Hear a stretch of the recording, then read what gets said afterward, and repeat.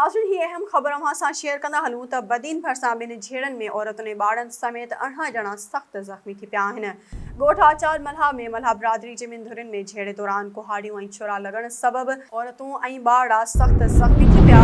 ज़ख़्मियुनि में मिसमात ज़ुबैदा मल्हा, नूर बानो मल्हा, हाजियाणी अलहॾिनो मल्हा ऐं बिशारत मल्हा समेत ॿिया शामिल आहिनि। ॿिए पासे बदीन निंदोर रोड ते ॻोठ अब्दुल गनी बाजवा में ज़मीन जे मामले तां बाजवा बिरादरी जे ॿिनि धुरियुनि में झेड़े दौरान लठियूं ऐं कुहाड़ियुनि लॻण सबबि 13 ॼणा ज़ख़्मी थी पिया, जिन खे इंडस अस्पताल मुंतक़िल कयो वियो, जिन मां 5 ज़ख़्मियुनि जी हालत नाज़ुक हुअण ते खैन हैदराबाद रेफर कयो वियो। ही ताज़ा तरीन ख़बर अवां सां हिकु भेरो ॿीहर शेयर कंदा हलूं त ॻोठ आचार मल्हा में मल्हा बिरादरी जे ॿिनि धुरियुनि में झेड़े दौरान कुहाड़ियूं ऐं छुरा लॻण सबबि औरतूं ऐं ॿार सख़्त ज़ख़्मी थी पिया।